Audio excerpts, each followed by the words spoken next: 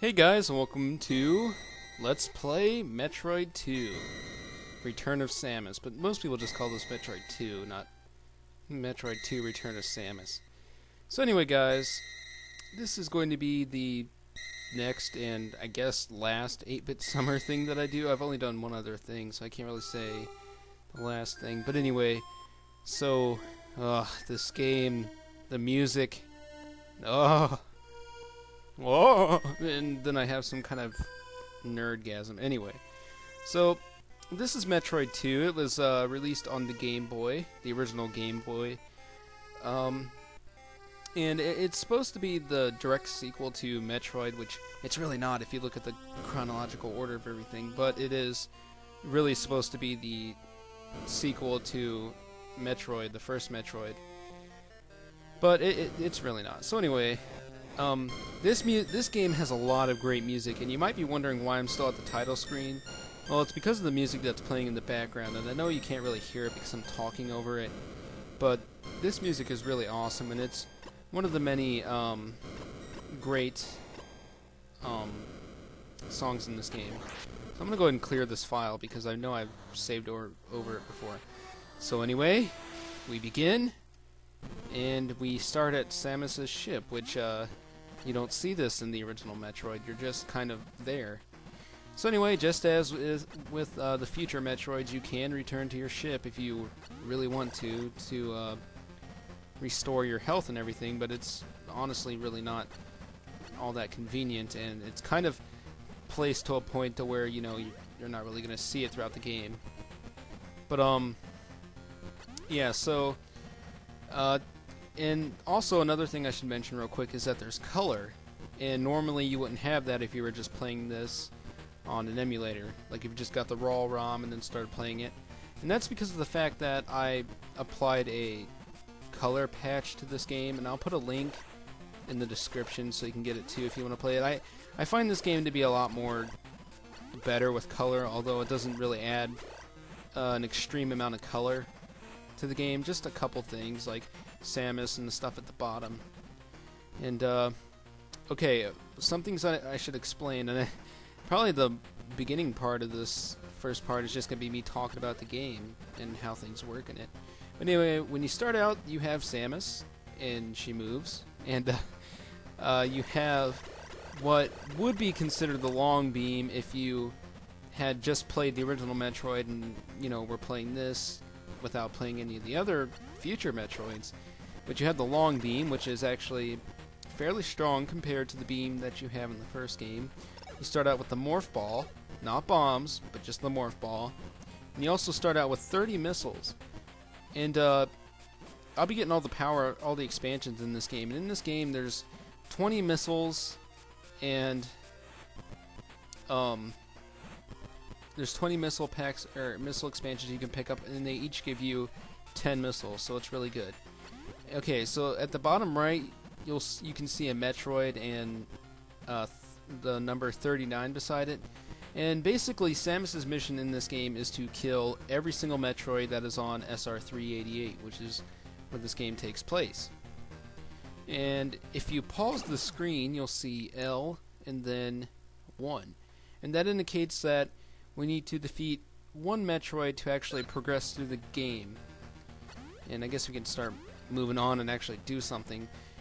Because you'll find yourself going throughout this game, and eventually you'll come across like lava blocking your path, and you have to kill the number of Metroid that it says to actually get through that lava, which is what we have to do now. We have to kill one Metroid to move on.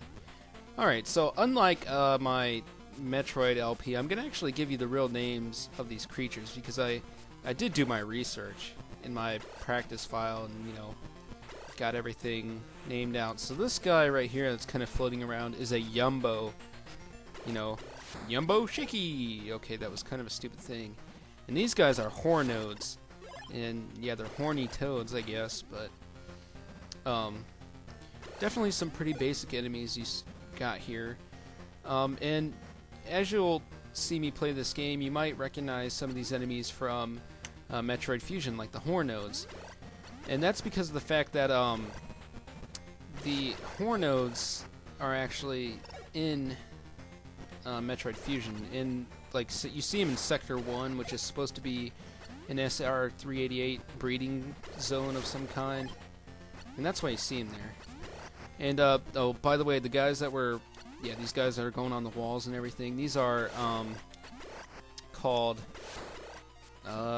Sumaris, or Sumaris, or Sumuris. I don't know how to pronounce the name. It's too Japanese for me. But, they definitely act and slightly resemble the, Zoomers that you see in the first Metroid and in Super Metroid. And even, you see them in Metroid Prime, I believe. Like in the very first area of the Talon overworld.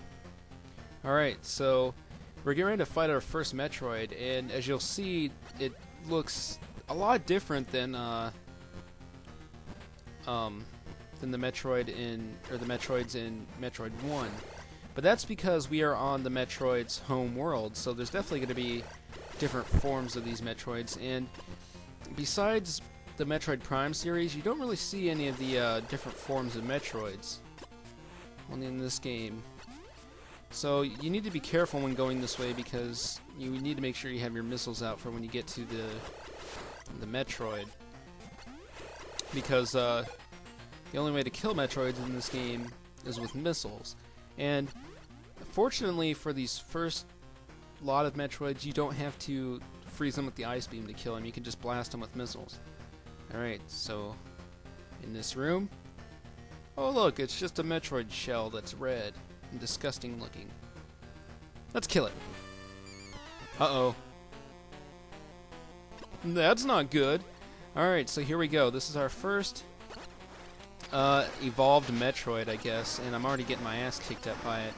Anyway, those are Alpha Metroids, and in order to kill them, you actually have to pound 5 missiles into them, and then they die. And then as you saw, the Metroid count went to 38, and then there's some kind of weird earthquake because we killed all the required Metroids to move on. And now we can go back to, or we can go to an area that would have previously been blocked off by lava. So, this orb thing right here refills all of your energy, so if you ever see it, feel free, well actually, I really recommend that you go and get it so you can refill your energy. And then this thing right here, some kind of weird missile pod, and they refill all of your missiles. So this game is a lot more generous to the player than it was in the original Metroid. And this game is a lot more linear, in fact. So I find this game a lot harder to die in than the original Metroid, because, you know, enemies often will drop energy, and they're more likely to actually drop energy than in the original Metroid, and enemies are a lot easier to kill. And this game is just generally better than Metroid, the first Metroid, in my opinion. And honestly, I'd have to consider this in my top 3 favorite Metroid games. I mean, they added so many more features in this game than what was in the original Metroid. But all these features, basically everything about this game is kind of overshadowed and overdone by Super Metroid, but I'm perfectly fine with that.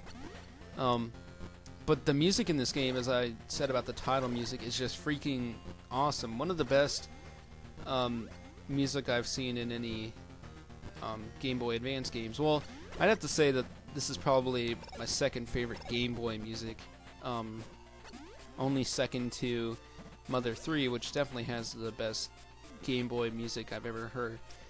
Anyway, so this tower looking thing right here is our save tower. We don't have passwords in this game, we actually have towers to save, and you jump on them and push start, and they save your game.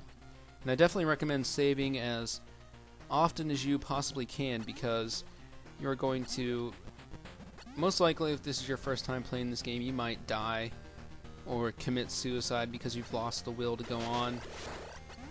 But, you know. So, oh, these guys are right here. These are Mohiques, or no, Sea-Rooks.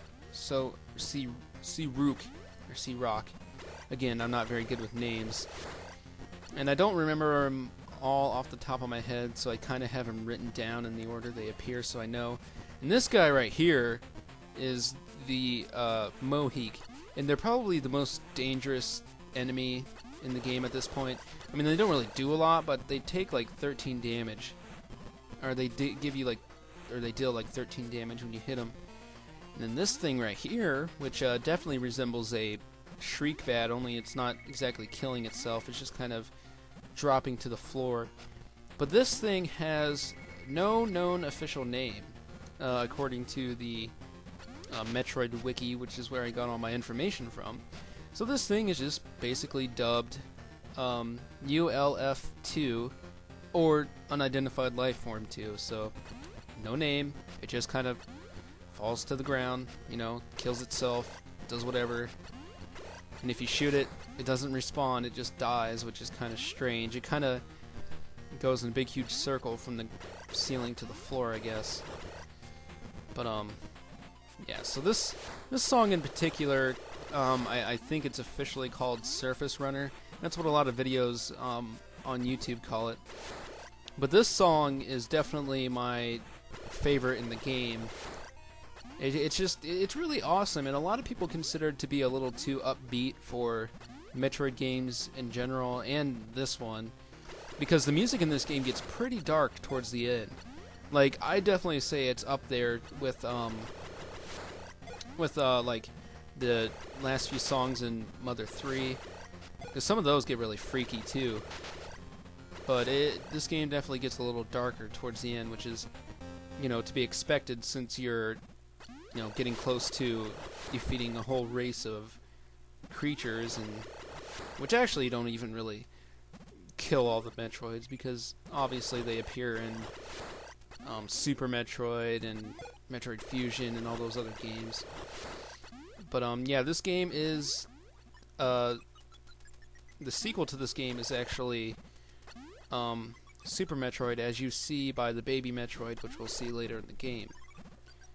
Alright, so now we have come across, oh yeah, those things that were flopping in and out of the water, or the lava, and you could tell the difference between the water and lava in this game. Like, lava has like specks in it, and water is just a solid color. But the things that were coming out of the lava were shoot leeches, and you see those in other Metroid games. And this thing right here is a Mumbo, I believe, yeah, like the Banjo-Kazooie Mumbo. And this is a Needler. Yeah, definitely not the Halo weapon, but a Needler.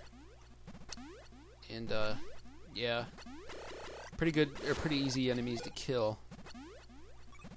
Alright, well, you know what, I think I'm just gonna go ahead and drop back down here and end this part here, because I'm pretty sure we're up to about almost 20 minutes, which is not something I want to do.